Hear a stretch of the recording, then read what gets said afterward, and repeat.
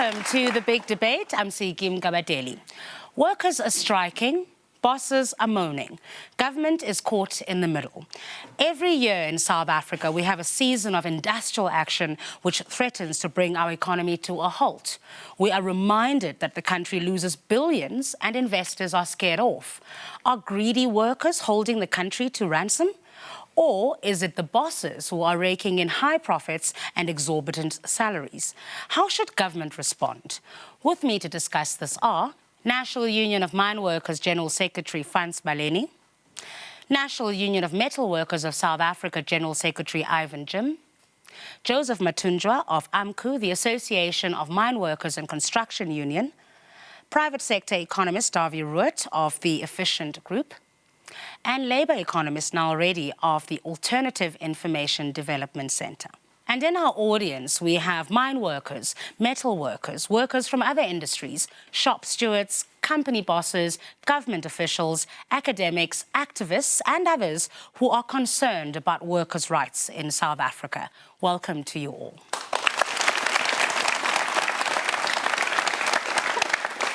You can also make your voice heard in the debate. Send us your comments by SMS, tweet us, or post on our Facebook page. We'll make sure your comments reach the panelists who are here today. Now, before we ask, are workers holding the country to ransom? Take a look at this. Every day, thousands of South Africans go underground to extract gold and precious metals that build our economy. During apartheid, workers were expendable. They worked for a pittance. Thousands lost their health or even their lives. Very few received decent pensions or health care. Without their sacrifice, there would be no flashy malls or suburbs today. Now we enshrine workers' rights in our constitution, and working and living conditions have improved for many mine workers, as well as workers in other sectors. But recent research has examined the total share of all the money made from mining, which goes into the pockets of mine workers in this country. And the truth is, the workers' share from mining hasn't increased since the end of apartheid. In 1993, mine workers received over half of all the money made from mining. Now they get just 36%. Workers' high wage demands reflect their anger at this worsening situation. Mine workers are not the only ones who seem to be getting a raw deal. The bottom 30% of all South African formal sector workers have seen no increase in their real income, their purchasing power, over the past 20 years. If workers are not making more money, then who is? South African corporations are some of the most profitable in the world. But today, mining companies argue that the falling price of precious metals means there is no money to go around. We all want to improve our living conditions, we all want to have more money, and we all want to have a nice, comfortable life. So there's nothing wrong from workers demanding these sort of increases that they are demanding. The reality, however, is that it's not only a matter of what you need, it's a matter of what companies can quite often afford. Zameka Nungu is an unemployed mother of 6 from the Eastern Cape. For 15 years, her husband Jackson worked underground mining platinum.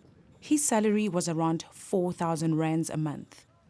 4,000. Nega ikelapa, agqoke, athumele ekhaya, ndigqoke nengane zigqoke, kwakhiwe umuzi kutyiwe 4,000. In August 2012, Jackson joined a protest for higher wages. On the 16th of August, he was shot dead by the police in the Marikana massacre. In the previous year, his employer Lonmin made a gross profit of around 3 billion rand. Since her husband's death, Zameka travels between the Eastern Cape and Marikana. She wants Lonmin to give her husband's salary. She's even willing to work underground to earn it. If bengangena ngakhona ngazama nami nengikhulise lezi ngane umyeni noma ngishiye nazo ngizozikhulisa ngani menganamali ngasebenzi. Olani Nzuza is a rock driller who also works for Lonmin. He earns 5,000 rands a month. Our government, I guess, so asisekhondo singayijonga kuye ngoba sesibonakalisile lapha commission ukuthi akanangathola sibangakhalela amalo yazo ukuthi simangawabhatala akanandaba ukuthi akakhona ukubhatala so ukukhomba ukuthi akanangathalo ngabasebenzi basesibhedlela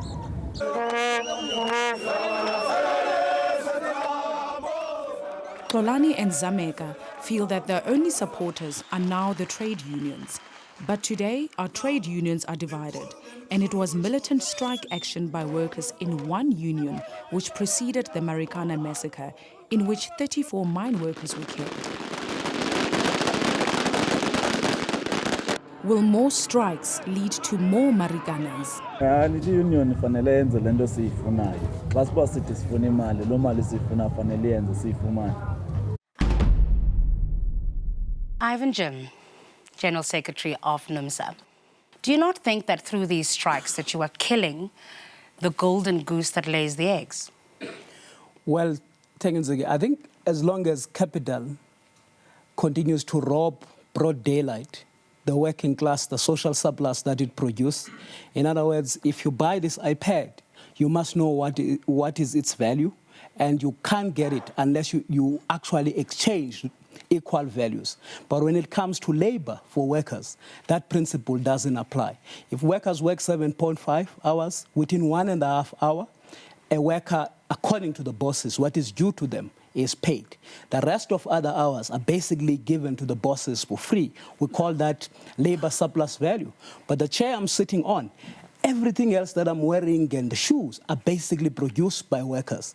The contradiction in society is about who own and control. That's social surplus. So as long as that social surplus continues to remain to the bosses and actually build but the bosses suburbs, have to be paid as well. Sure. No, I'm just saying, as long as that social surplus, it remains, it's not being redistributed, the strikes are going to continue. All right, Davi, the social surplus. I mean, why should, over all of these years, the workers' wages have really come down as much as they have? Meanwhile, we've seen the managers' wages going up in the opposite direction. The workers are saying that they're asking for a minimum wage. We keep talking about productivity every single time that workers go on strike. Well, first of all, I have to say that I disagree with some of the information on your insert that you've had. For example, South Africans have never had it so good. On a per capita basis, South Africans are better off today than ever before. All South Africans, on average. On average, of course, some individuals. But even in the lowest income categories in South Africa, particularly them, are doing particularly well the last couple of years. Of course, the rate of increase differs as the economy slows down, for example. Just a comment about Irvin's comment about the so-called labour surplus value.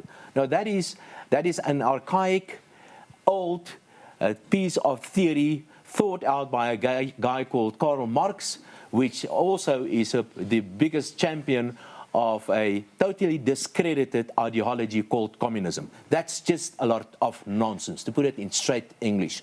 But we are seeing today, not only in South Africa, but globally, indeed, in some instances, the wage or the part of labours of the total production is indeed falling. The rest is going to capital, and part of the reason for that is because, especially in South Africa, the productivity increase of labour is simply not there. If you compare white workers in this country to black workers, white workers earn per month around 19,000. Workers in this country who are black and African around 2,700 or a little bit more. And since 1994, if you're talking about the real increase, the increase for workers have basically they didn't get the real increase in terms of median. And that fraction that is paid to workers can only buy for workers squatter camp, inferior township, inferior hospital, inferior everything. All right, I've got to bring in other candidates. I'll give you a chance, I'll give you a chance. I'm going to bring in Joseph Matunja of AMCU into this conversation. You broke away from the National Union of Mine Workers, formed AMCU, and you've been asking for what some people are calling ridiculous increases. Are you not setting yourselves up for failure and also making false promises to workers? I think if we'll be telling ourselves that we are setting us for failure, even the ANC wouldn't even start in 1912. So therefore, there is nothing that we want to get what belongs to us. So why should we continue to be beggars, to have a generation of beggars to the minority of this country? And let me bring in Francois of the National Union of Mine Workers. These are people that broke away from your organization, and often the NUM, when it refers to AMCU, calls them disgruntled former members who... Can you afford to continue to call them that? Aren't they becoming the true voice of the workers in South Africa? Are you not possibly in this country the toy telephone between the workers and the ANC, a sweetheart union? Well, I think it's in the interest of the workers to be united, because the moment workers are divided, the person who benefits is the employers. So it is not in the best interest of any union that there is a splinter unions and so on. And I can assure you, Nziki, that very soon that Boma Tunja is going to join the NUM. Because we have to be... I don't think so. We have to be together in fighting this, because I think what's important, taking the point which we have raised earlier on, the biggest weaknesses were in the construction of a new South Africa. Because in coming up with policies, we just open the door where employers who have benefited, big companies who have benefited of the apartheid system, including mining bosses who kept us in single-sex hostels, were allowed to take the money out of this country, to Sydney, to New York, Who and so allowed them, on. though? So they Your alliance partner allowed them. They never, they were not forced, actually, to be part of the transformation agenda. But it was your partner. It is our partner. We have identified those weaknesses in terms of macroeconomic policies, which has to be addressed. And unless those things are put into place, we'll keep on complaining about the current challenges. From what he's saying, I think this rhetoric, it doesn't assist to sugarcoat the real issues. If we are genuine about liberating the working class from these chains of poverty, wouldn't be signing 8% for a worker who's earning 4,000 rand at the mine. So that's a point. So we will be pushing for a genuine living wage. And two, again, if some of the union representative office bearers are paid by the very same gold Ashanti, by this chamber of mine, it will be easy for them to sign 8%, because 8%... Well, I think sometimes it's easy to be the deficit with the truth. Mr. Matunja himself knows that he has been paid by BEXA, BHP Bulletin, as an employee of BEXA until last year when he was retrenched. So all worker leaders are paid by the employers. And by the way, I think there's a major discovery that going to collective bargaining is not about going to a welfare department to collect a grant. They have just discovered that. Because making false promises and you're not attaining them will destroy you, basically. Because we must be factual. If things were easy, like a grant collection, we're supposed to be earning 100,000 rand for each worker. But it's not possible, because the exploiters want to make profit. Let me bring in now really into this. Help me here. What is a living wage? I've asked this question so many times, and I never get a straight answer. What's a living wage? Well, a living wage, I guess, is a wage that we're not just going to determine based on market forces. It's what workers need to sustain a decent life in this country. And I think it's completely clear. It's completely clear that this country is producing enough wealth to provide adequately for every single worker in the economy. And I think the demand made by AMCU for 12,500 is the wage that it needs to be set at. I want to be correct. Something that Mr. Ruud said, he's flat out wrong when he says that most South Africans have gotten better off in the last 20 years. As Mr. Jim said, and as our research shows, the vast majority of the workers have not seen any improvement in their real wages over the last 15 years. The median wage has been completely stagnant. Half of the workforce gets below 3,800 rand per month, the same as they were getting 15 years before that, right? The only increases in the average wage has been due to increases for the top 10% and for highly skilled workers, which are actually your managers, your bosses, and your professionals. They're the ones that have been driving wages up over this entire period. The majority has not even seen a trickle down. Now, Mr. Ruud thinks that this is because Labour has not been productive. It hasn't been bringing the same thing to the table that capital has. There's no evidence for that. And the reason there's no evidence for that is because it's a nonsense theory. You cannot possibly separate out what capital is producing and what Labour is producing when they're doing it in the same process. If you're working with a lumberjack, Actually, what's happened is that workers' power has decreased over the last 15 years. There's an because of the institution in South Africa called the South African Reserve Bank. They bring out a document every 3 months. It's called the Quarterly Bulletin. I suggest you go and read that. Why must we believe them? What gives you a right to say everything that the Reserve Bank is saying is correct? Mr. Jim, I've read the Quarterly Bulletin. Let him finish making his point. You know, in Mr. Irvin, in 1920, the Communist Party of South Africa was created. And you're doing exactly the same as the Communist Party in 1920 today. You are busy with job reservation. The Communist Party in 1920 was created under the slogan, "Workers of the world unite for a white South Africa." There are millions of people that are excluded from this job creation because you prevent them from taking jobs. Okay. I'm going to ask everybody to pause. When I ask everybody to pause, this is a debate, and there's still lots of time. I'll ask you to pause. I'll give you a chance to make your points. After the break, we're going to hear from workers and families who were directly affected by the events in Marikana, and we're going to look in more detail at the share of income that goes to the workers. You're watching The Big Debate.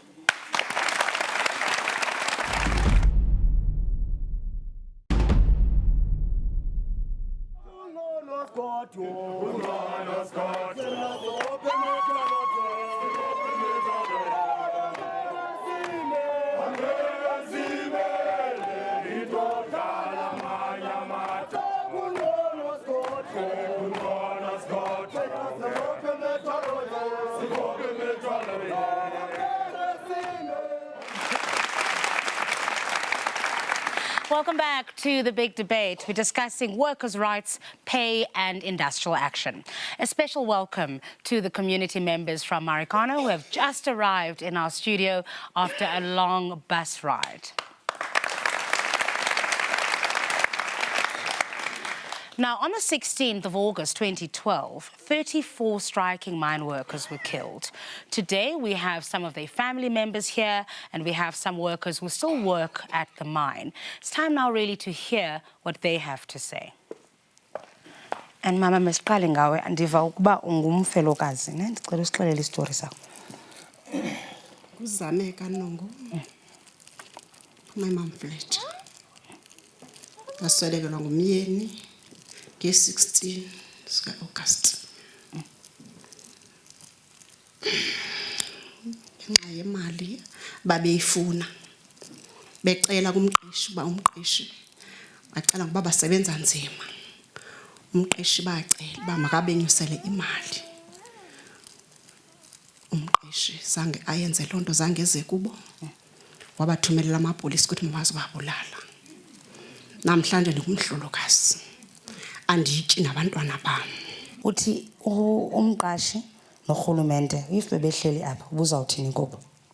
Umqashi norhulumente uba bebehleli apha benzocela uncedo kubo bobabini. Ngoba kunje kungabo bobabini. Nje ngombutho besiuthembile kokuqala. Lo unezigiphi ezibomvu ke ubona apha endlini. Ngumbutho ebesiuthembe kakhulu kodwa kwathi apho asijikele khona mhla sizobethwa ngalamini. Sasingayazi noba sizobalekela ngaphi noba sizothini. Ingathi sizilanto sizizinja ezi zifanele baziqhutyelwe endle. Sibethuswa ngabo ke phofu boqala bedibene kunye nantoni nomqashi kunye norhulumente. Bayithathi amkhole singayazi bayivalela ngaphandle. Saxolwa yiyo ke nandithuthi thetha ningathetha kutshonelanga ndithetha ngalamadoda onke kuba mabi anyolukile azicingela wona odwa banama shares kwezi mine so abakwazi umela abasebenzi aba bantu. Okay manje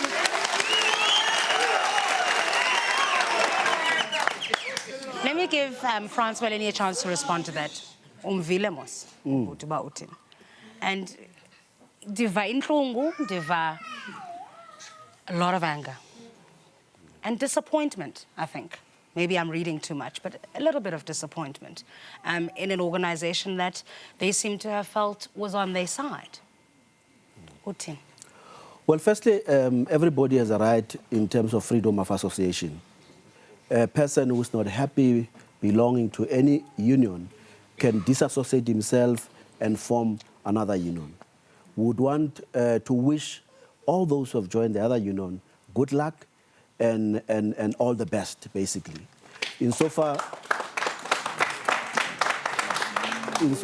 as criminal matters are concerned, those are involved in the police as well as the Commission of Inquiry, because both, the death through as a result of the massacre and before and after the 16, all those things have to be investigated because loss of life has happened.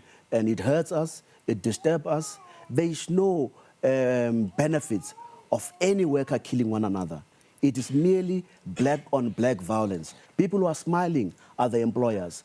All of us here must channel our energies to the employers, not amongst ourselves. We don't own any business in terms of, so far as the mine are concerned.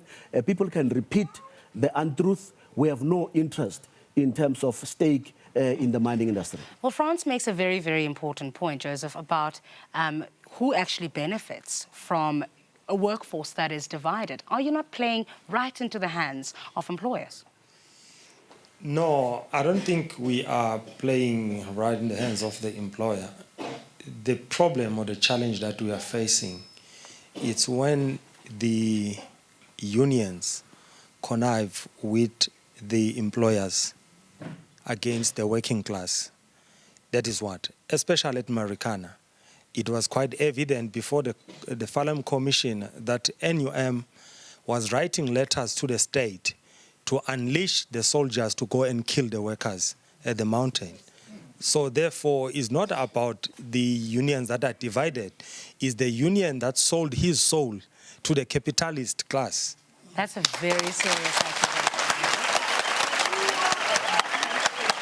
That's a very serious accusation. I have to give Frans Malenia a chance to respond to that. That is what was said before the commission. I hear you, but I need to give him a chance to respond. That's a serious allegation. Well, you see, people who lie without an effort are very dangerous in society. Because truth must be told. Let's give him a chance to respond. Truth must be told. There is a commission of inquiry which is currently underway, which will investigate everybody's role, including Mr. Matunja's role and the team. And Ivan, you're not Amko, you are not Num, you Numsa. And I'm asking this question about unity among workers, which I think is going to be very important if you're going to get even half of the things that you are asking for. Well, I think, Zagid, the first thing to say is that from where metal workers stand is that we know capital for what it is. Capital knows no friend, knows no relative. What it knows is profit. It will stop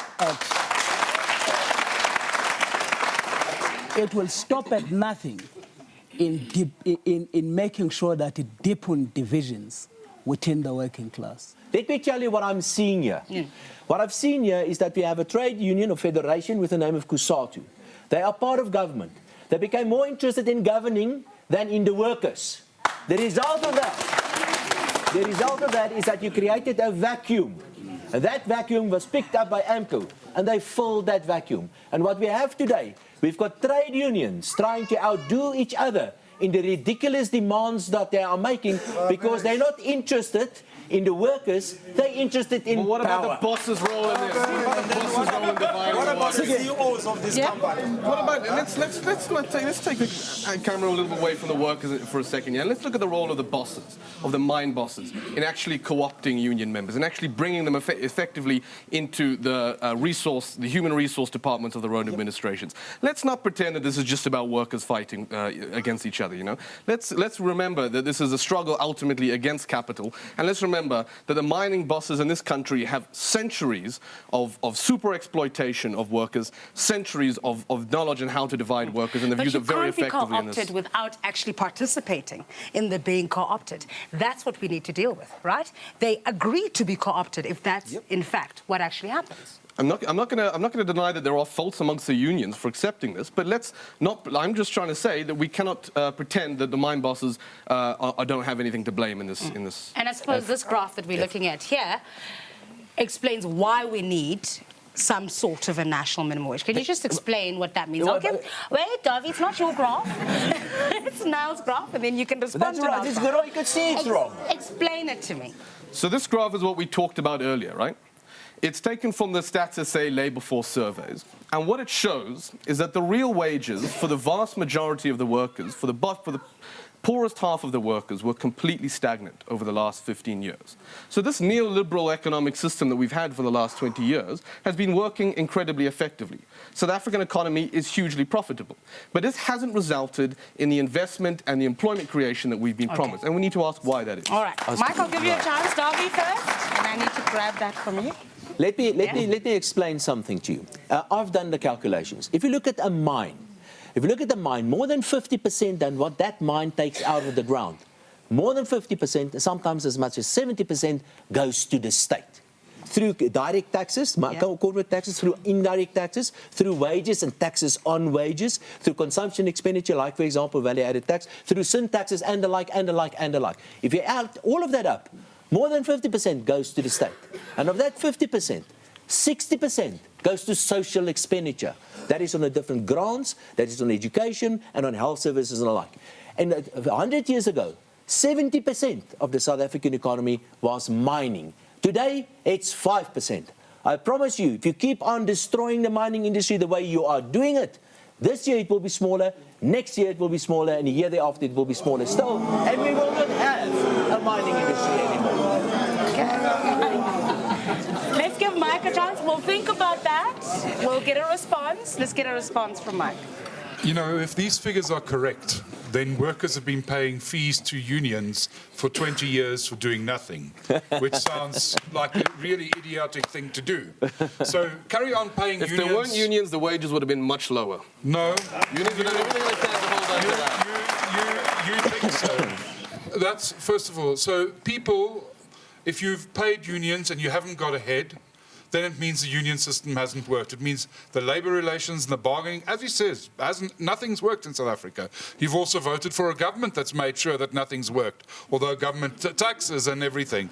So, you know, the flip side of the figures that he's saying, no, but if the figures that he's saying are true, then none of the union members here should, in fact, be part of this debate because they are silly believing this. No, I think Zeki, somebody will need to be dismissed by those he benefit from is Schussler. He need to be dismissed because he has been lying. I'm telling you, he has been telling figures that are basically not scientific about how workers have made improvements and how workers are basically spoiled.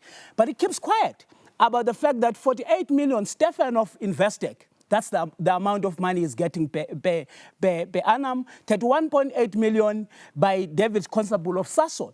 And I can tell you, all these companies who negotiate with us, one of the things they say no to is to disclose their financial situations. But these ones, they can't hide. That's the trend of CEOs.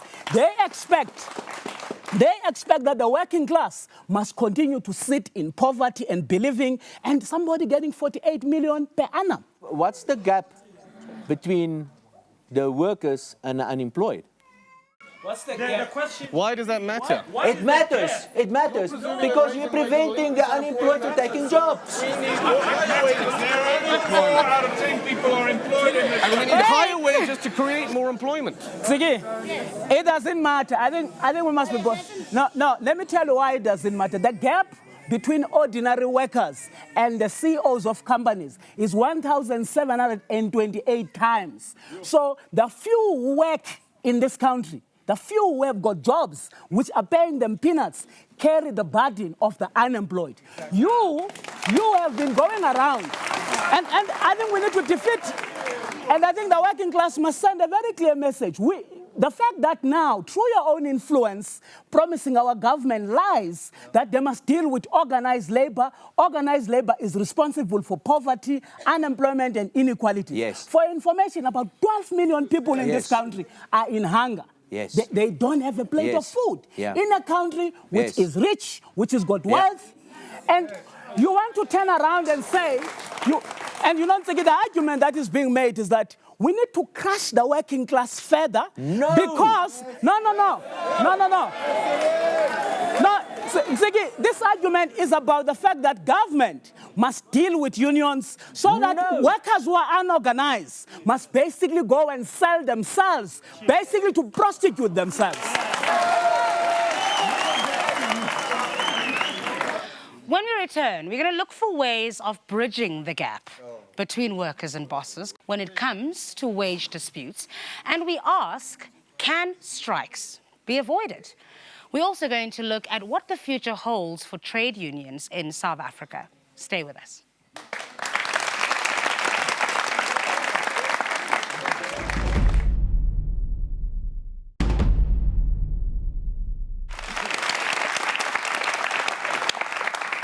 Welcome back to the big debate on workers' rights. South Africa loses billions to strikes every year. Is there another way to agree on fair wage increases? And let's hope that my panelists can help me with this one. Let me start with you, Frans Maleni. Can we avoid this and get together in a room? Do we need to lock you guys up in a room, throw away the key until you agree on what is fair, both unions and bosses? Look, there can be no reconciliation between capital and trade unions. It is in the nature of the relationship that there are permanent contradictions. Clearly, the strike is a right which we fought for under this democracy, and it should never be eliminated. We shall exercise that right to make improvement for the betterment of our members and society at large. I want to come back to the issue David raised earlier on. We have a situation where we have poor workers. Workers who are going to work every day but end up borrowing money just to get to work. So it cannot be correct. Secondly, if you pay workers a higher wage, it goes back to the economy in terms of spending, in terms of tax, so the economy grows. You cannot grow the economy by paying workers less. Okay. Ivan? Well, I honestly think that Frans is right. I mean, the contradiction between labor and capital is a fundamental contradiction. It's not a contradiction we want it to be permanent. We want a vanguard party that must actually help us to conquer that social surplus in the interest of the working class. The truth is, we got a colonial wage structure in this country. We got spoiled capitalists who have lived and thrived at the back of super exploitation of black and African labor. We've been doing our best, but I think we need government that must basically intervene in the economy, that must take measures in terms of making sure that it own and control that economy on behalf of the economy. Is the ANC that vanguard party?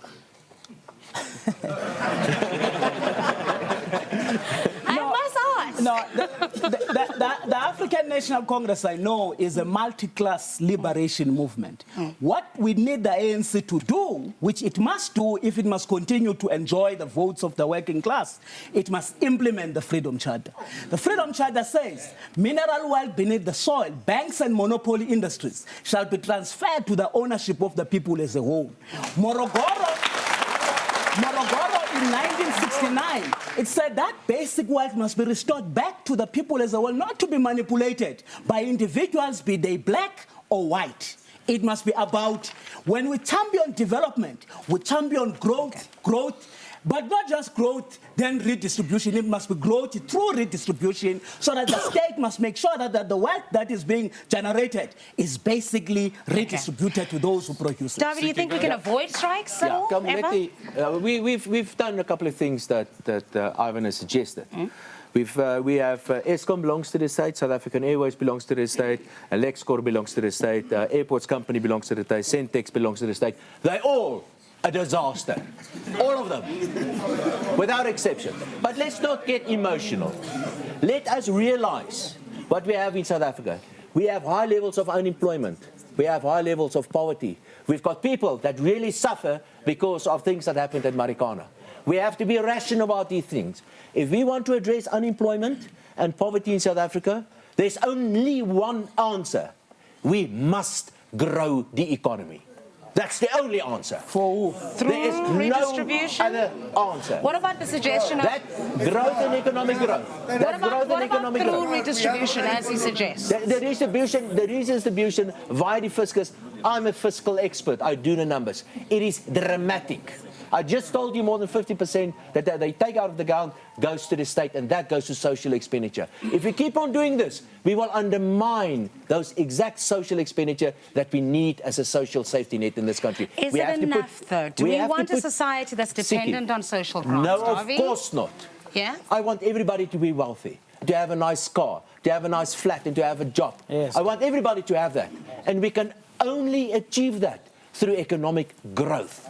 And it doesn't matter whether you're part of the Communist Party or a capitalist. Can I ask a question? The guys that are successful are like, for example, the Chinese. Ask them how they succeeded in uplifting 600 million people out of poverty by setting the economy free. When we return, we're going to get the final word from our panel and our audience.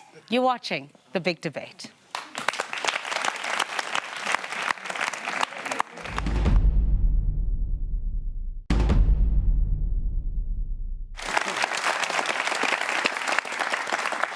Welcome back to The Big Debate on workers' rights. Now, are workers holding this country to ransom with their wage demands? What do you think? For as long as the employer still rewards shop stewards on the ground with board seats with extravagant gifts, that's why we will have this cahoots. It needs to stop. The employer also is not so innocent. I'm talking from a shop steward. My comment here is regarding the economist. I think it's David wrote that his statement that South Africans are better off since democracy is very false given what we see in the townships. And what Davi is using is that if one of you has managed to get a tender and is a billionaire, and one of you has lost a job, the average between the two in terms of wealth is what he's using as a measure of a wealth that has improved. Generally, African people are worse off, most are unemployed, and the poverty has deepened. Comrade David Jim, I've heard you speaking of a vanguard party. Do you think the ANC does have the characteristics of becoming a vanguard? Two, to Comrade Baleni. Comrade Baleni, you said you are realistic. Are you realistic when you make a 60% demand and the next morning you sign for 8%? I want to ask Mr. Ervin one question. Because every time when workers are going to strike, in their way back they are attacking migrant shops. And we are saying that workers' rights are also African migrant rights. Are you working also toward that, or African migrant rights are left behind? We as a unions, it doesn't matter we are AMCO or NUM. We know each and every one of us who is here that we are earning peanuts in the mining level. And if we keep on fighting each other, we are going nowhere. It doesn't matter. Let's have the unity amongst us, guys. Marikana community. Thina community yaseMarikana sisemanzini sifelwe. Ubhuti pha ngapha ngakum uthi it doesn't matter ukuthi yeyiphi union iAMCO okanye iNAM.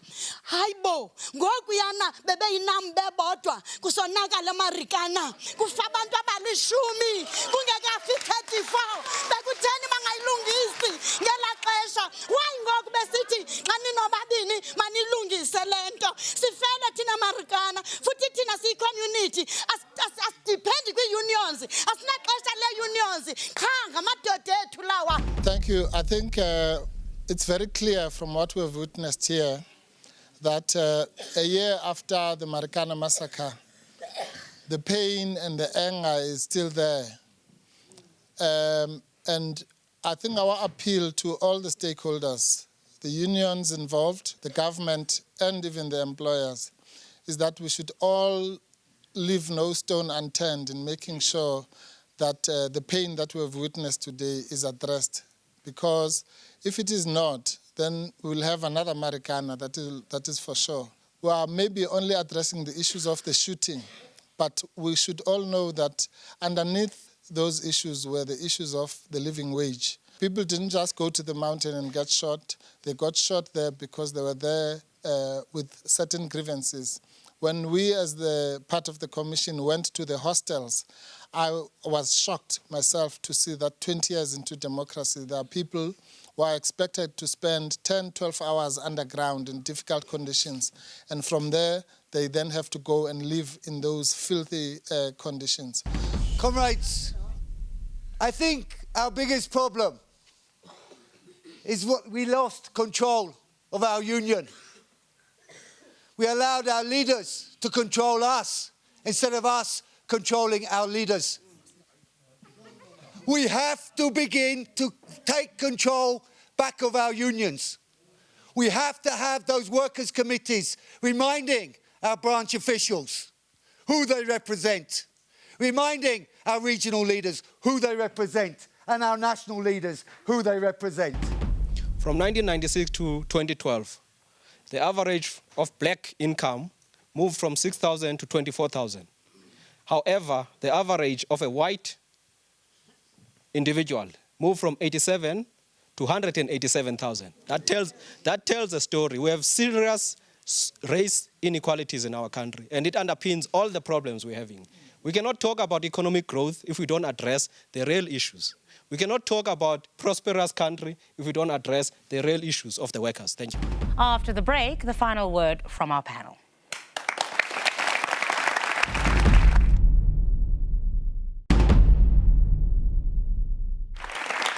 Welcome back to the big debate. Let's hear a last word from our panel here in Johannesburg. And Davie Root, I'm going to start with you. Let me wrap. I've done a lot of research on the race. There are two things that we need to change in South Africa if you want to look at the race. We have to improve the qualifications and the skills of especially black and coloured women. If we don't do that, the black and the coloured community will not be uplifted. The second thing that we need to do, we have to create an environment where it's possible for black and coloured women to get jobs. If we don't do that, we won't do something about unemployment. The reason why the white population group and the Indian population group are doing very well is because their skills levels are so much better, amongst other reasons. That is the reality in South Africa. The key is black and coloured women skills, and we're all in this together. Well, I think we need to appreciate this debate. There are some questions about wages insofar as NUM is concerned. NUM operates on a basis of mandate. What members has given mandate and what members say at what point it must be settled. So it's a mandated issue by members. It's not determined by Frans Baleni. The last point one needs to make is that there are three threats basically into our democracy, which is poverty, unemployment, and inequality. In whatever we do, in whatever form or shape, regardless of a union of affiliation, if we don't contribute in eliminating this high level of unemployment, if we don't deal with the extent of severe poverty, which has been raised right here, but more important, the level of inequalities. The CEO of BHP Bulletin, if you take his salary, and in 2011, and for a lowest paid mine worker, it will take him 1,291 years to catch up with the salary of the CEO. It's very severe, very abnormal. Thank you. Now? Well, I fully agree with Mr. Jim on what the ANC needs to do in order to implement the Freedom Charter. The very worrying thing is that they seem to be going the opposite direction and adopting the agenda of these corporate agents through the NDP. Because the NDP calls for a social contract in which workers accept wage increases lower than what their productivity gains would dictate, and that capital uses a resulting increase in profits for investment. In other words, they're calling for further wage compression, right? We've tried this wage compression strategy for 20 years now, and it hasn't worked because capital has been simply taking their super profits out of the country. We need a radical change of direction towards wage-led growth. That means increasing the buying power of workers through wages and forcing capital to invest to meet the growing demand. And the first place to do that is to support the demands of workers for a living wage. All right. Joseph? Thank you very much. I think where we are, the challenges that, are facing us is corruption, nepotism, and greediness. That is what is the challenge of South Africa. Two, the issue of engagement on a formal basis on the transformation of the economy, as we did prior to 1994. And if we as a labor, we have to unite and force this giant of capitalism, we have to deassociate ourselves from political parties. Prior to 1994, it was good to be part of the political agenda, but let the politicians do what they are capable in order the working class to be the vanguard of the working class. Therefore, we'll be in the position to transform this economy. Thank you.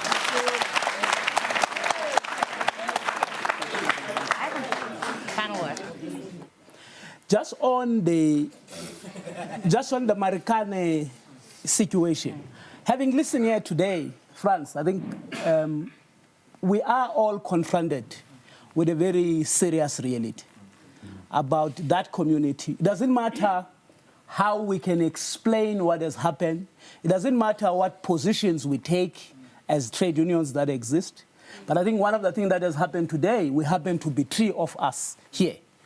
I always run away from this coming together. I'm cool. Because we, as NUMSA, we always catch in crossfire. But I honestly think that there are two things we might have to think about, honestly. Is that this thing of government refusing to pay for the lawyers to make sure that the truth comes out. I think the three unions, including NUMSA that is neutral, we must begin to debate what are we going to do about it. I think it is flawed. The last one for Davi, I honestly think that it's one thing to say growth, but it is not a small question to ask growth for who and for what. The truth of the matter is that the economy of this country, the wealth of this country, is in the hands of white monopoly capital. It is in the hands of white population. I think the question of the property clause in the Constitution that ensure that white people in this country and white monopoly capital, they will continue to keep on wealth which they do not produce, and that wealth is not being redistributed, is holding the wheels of history in this country to stand still. Lastly, the very same capital on the question about Zimbabwe, about migrants. Capital, where they can be able to use religion to divide and rule, to make divide and rule so that they can exploit, they will do that. In this country, they use race, and they will use migrant labor so that the xenophobia and everything else. I think the working class, whether was separated by rivers or forests, were exploited by the same class. Thank you very much. All right. To contribute to our future shows, don't forget to like our page on Facebook and follow us on Twitter. Marikana was a turning point in South African history. We became known as a nation which is prepared to massacre some of our most hardworking miners to prevent them from challenging the commanding heights of the economy. Have we learned the lessons? Do we now recognize the value of the contribution our workers make? And do we have the mechanisms to resolve wage disputes in future without violence? You decide. Thank you for watching The Big Debate. Goodbye.